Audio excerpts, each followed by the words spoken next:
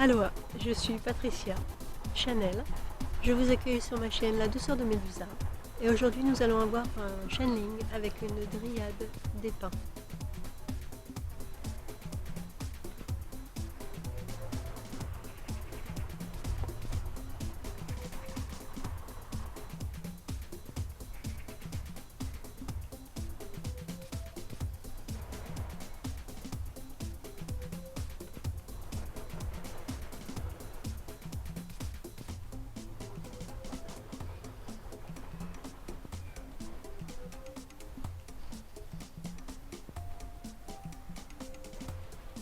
Bonjour à vous.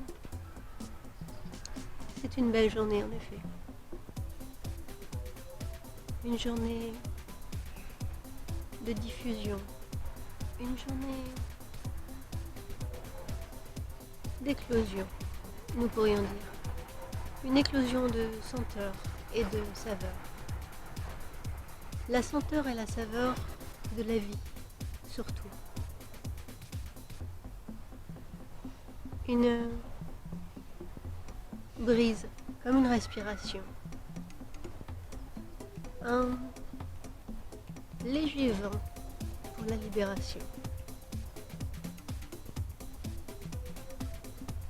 Mon côté piquant ne se voit pas au premier abord, même si j'ai ce petit côté. Des petits picots, des aiguilles.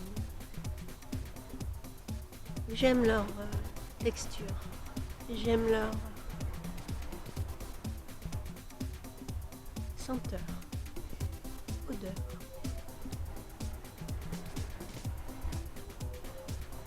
Pourquoi les pins? C'est un choix commun, une amitié partagée. Des êtres en symbiose se choisissent en commun. Il n'y a pas, comme vous pourriez appeler, une préférence. C'est juste une attirance particulière.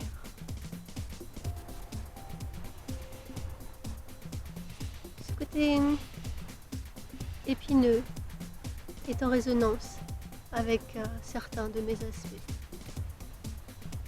Aussi, nous nous entendons bien. Nous sommes vraiment en résonance. Vous pourriez vous demander pourquoi les épines, pourquoi cela pique.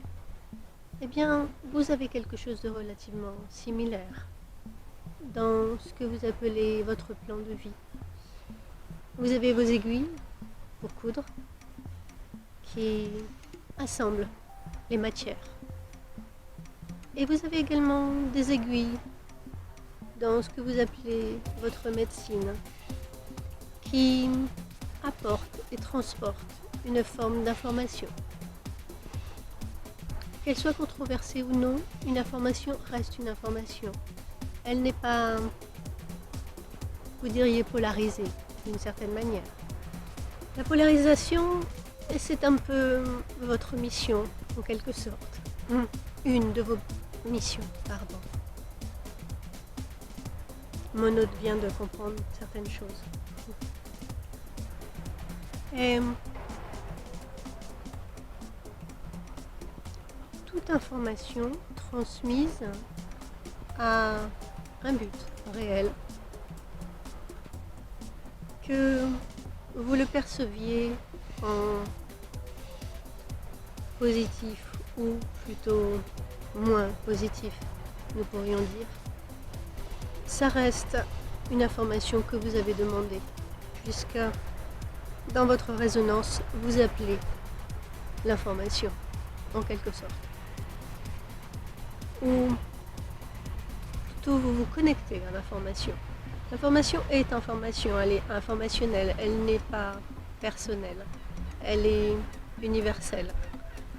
Un peu, elle a une résonance légèrement similaire à la connaissance, ce que vous appelez la connaissance, qui est légèrement différente de ma perception de ce que pourrait être la connaissance. Mais l'idée que vous en avez s'approche de ce que pourrait être la connaissance. Elle existe, elle est comme l'information. C'est votre côté de s'approprier la connaissance qui est légèrement, nous dirons, bien en résonance avec votre plan. La connaissance n'appartient bien sûr à personne. Elle existe comme toute chose existe. L'information est de la même nature et vous le savez puisque dans ce que vous appelez vos médias d'information, eh bien, il y a autant de désinformation que de réelle information. Et vous le savez, le jeu de transparence ou le jeu de méconnaissance ou de non-connaissance est un jeu, juste un jeu. Et il n'y a pas de souci avec celui qui joue avec le manuel, je dirais, et ceux qui pensent ne pas l'avoir. Parce que cela aussi est une croyance de méconnaissance. Aussi, parfois il est doux et confortable de n'avoir ni information ni connaissance. Il est cette notion de méconnaissance, qu'elle soit informationnelle ou de connaissance pure, à quelque chose de naturel. Et vous pourriez dire enfantin, je dirais primordial,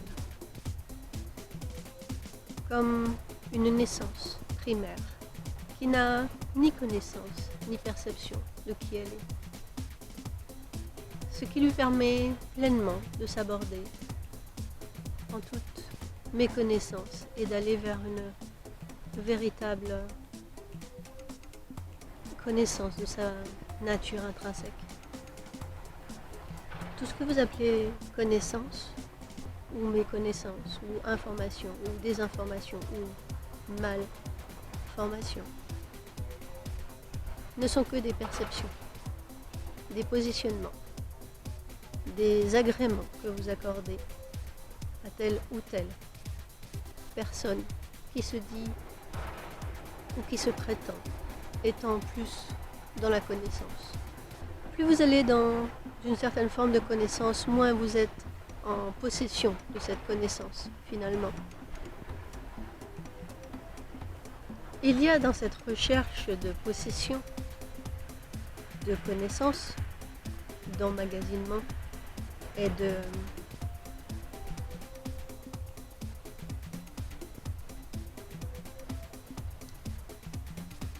faire entrer toute cette connaissance à l'intérieur de vous d'une certaine manière. C'est un peu l'idée, c'est un peu l'image que vous renvoyez. Eh bien, c'est finalement remplir un espace déjà plein, puisque vous êtes connaissance intrinsèquement. Et vous faites remplir encore cette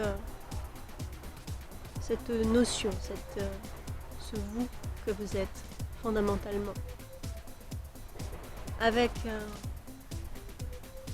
des croyances qui, la plupart du temps, ont des nuances d'appartenance à des formes de pensée. Vous appelez ça égrégore. Et donc, vos connaissances qui sont quelque chose de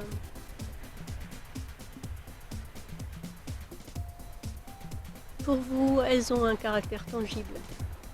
Eh bien, vos connaissances tangibles, même si elles ont un reflet vague de la connaissance qui existe et qui tournoie autour de chacun, et qui est en chacun de vous, qui est une connaissance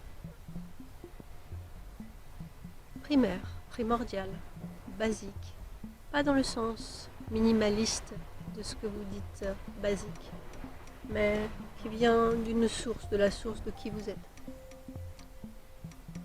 Cette connaissance est purement intuitive, vous le savez. Elle est véhiculée à travers l'information. Ces informations, vous les percevez par différents moyens, par vos sens, comme vous dites, dont vous ignorez au moins la moitié, pour ne pas dire la totalité. Mais vous vous en approchez à chaque instant. Ne prenez pas ça pour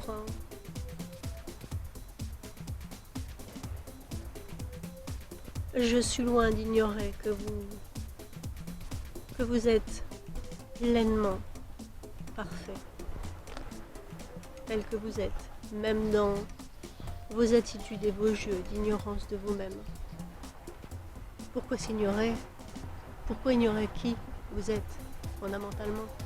Eh bien, ce jeu permet justement ces transmissions d'informations. C'est par votre ignorance que vous avez diffusé tellement de qui vous êtes, de qui nous sommes, de ce qu'est la création. Alors, ne méprisez pas cette pseudo-ignorance. Elle n'est que vision ou perception de vous-même. Elle n'est pas, à proprement parler, réelle. Aussi, mes aiguilles, mon côté piquant, vient régulièrement, selon nos accords. Ces accords se passent en instantané. Ils n'ont pas spécifiquement ou je comprends, vous êtes lié au temps, à cette forme de temps que vous avez choisie, qui se modifie en fonction de qui vous êtes, de ce que vous acceptez de percevoir, de recevoir. Cette information que vous laissez infuser en vous. Et en fait, lorsque nous nous croisons, et nous nous croisons, eh bien, les accords sont passés en instantané, en instantanéité, en instant T, si vous préférez. Et cela vaut pour plein d'accords que vous passez. Beaucoup pensent que tout est écrit. C'est vrai. Et en même temps, ce n'est pas vrai. Tout est fonction de ce que vous avez envie sur l'instant. Vous l'avez compris, il n'y a qu'un instant. Un instant. Mais un instant peut passer comme un claquement de doigts, comme une réponse furtive, à peine audible. Mais un instant peut s'étendre sur la durée, cette durée que vous percevez. Aussi, il est très compliqué d'expliquer l'instant. Même si vous savez que vous y êtes en permanence, vous en avez pleinement conscience. Le jeu est de l'ignorer. Les informations passent dans l'instant. Elles ne sont pas liées au temps, pas plus que la connaissance qui lui est rattachée. La connaissance et l'information sont deux amis proches, je dirais, pour la perception. De l'information peut être de la connaissance et la connaissance peut être de l'information. Et en même temps, elles peuvent être complètement dissociées. Tout cela se fait en instantané.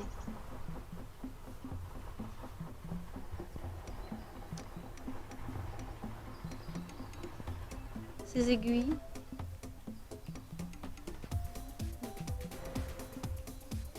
vous en avez une perception à travers certaines de vos médecines dites chinoises aussi. Elles ont, à la manière de certains éclairs, cette notion de précision, de venir mettre l'information à un endroit précis, à un instant précis. Nous pourrions dire prédéfini, mais tout est instantané. Aussi, la prédéfinition est un autre instant, je dirais. Qui je suis? Je suis et je ne suis pas, également. Je pourrais être un rêve, une chimère, comme bien souvent je suis décrite dans vos manuels d'information et de connaissances. Est-ce que je suis plus réelle que vous ou moins? Venez me rencontrer. Merci. Vous êtes beauté.